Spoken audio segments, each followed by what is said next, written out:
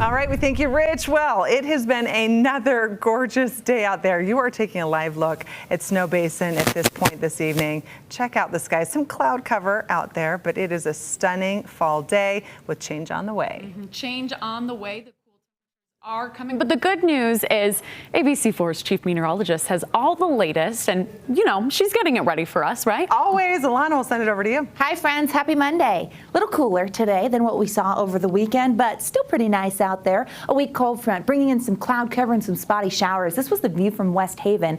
We live in the best place. If you don't look at this photo and think, wow, my goodness, just a gorgeous start to the work week, but a more progressive pattern settling in. Live view from Blanding with clear skies, but you're going to notice the winds a little breezy down there. We did see the winds increase ahead of the front and behind it, which is swooping through northern and central Utah. I'll show you where it's headed. Satellite radar gives you an idea of the spotty showers I was talking about throughout the afternoon. Maybe some gusty winds, but we saw those showers right now for the Wasatch back in southwestern Wyoming, and then some over on the state line. But other than that, fairly clear. And as we get later into the evening, we're going to decrease the dynamics here, and that's going to slide over to the southeast. It did cool us down. It's a weak front, but it did its job. We're 8 degrees cooler than where we were at this point yesterday in Salt Lake. As we look at the I-15 corridor running between 5 and 10 degrees below where we were, 10 degrees cooler in St. George and eastern Utah. Slow because the front has not passed through that area just yet. As we look at our temperatures, we're a little closer to seasonal norms as we sit at 68 in Salt Lake. 62 is usually where we are. 70s, 75 in St. George is the average this time of year, but now we're sitting at 77. We've got 70s in eastern Utah. So still a little warm, very pleasant if you're stepping out, but we do have colder air on deck. As we step back and look at the big picture here, showing you what I mean. So this is the core of the system that brought that front through. Not a tremendous amount of moisture with us because it's to the south of us. It's going to slide through the desert southwest and eventually lift out of the region.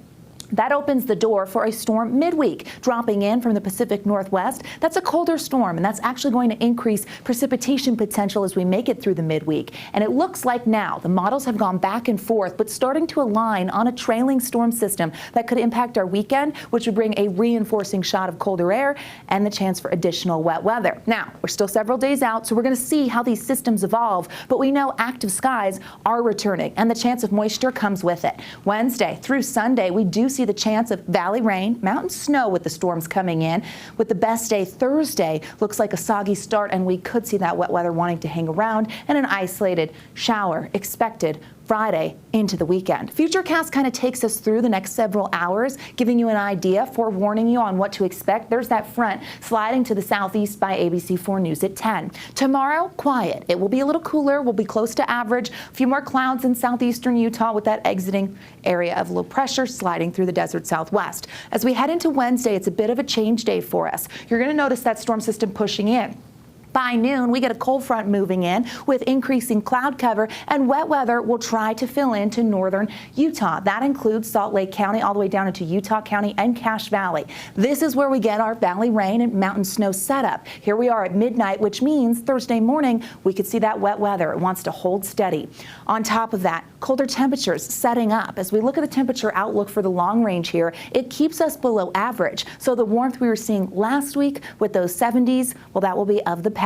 Tomorrow looks nice, but then we see a significant cool down with fall temperatures right around the corner. Regional forecast showing you what to expect for your Tuesday. Mix of 60s, low 60s in Logan, mid 60s in Salt Lake. We'll see 60s and 70s on the eastern side of the state. More sunshine in the south with a few more clouds holding on in northern Utah. Partly cloudy as places like the Ogden Valley get into the low 60s. 61 in Tooele, and our mountain valleys will see partly cloudy conditions with upper 50s in Park City, mid 60s in Heber. The basin will be above average as well for tomorrow, close to seasonal norms at least. Mostly sunny in central Utah with 60s throughout the area. And as we head down south, if you're looking for warmth, St. George is where you're going to find it with the upper 70s, as well as 70 towards Kanab and near Lake Powell. Here's a look at what to expect for the next 7 in Washington County. Increasing cloud cover on Thursday, and notice the decrease in temperatures as we get through the next several days. As we look at that weekend storm potential, it could even bring wet weather to southern Utah. Here's the Wasatch Front.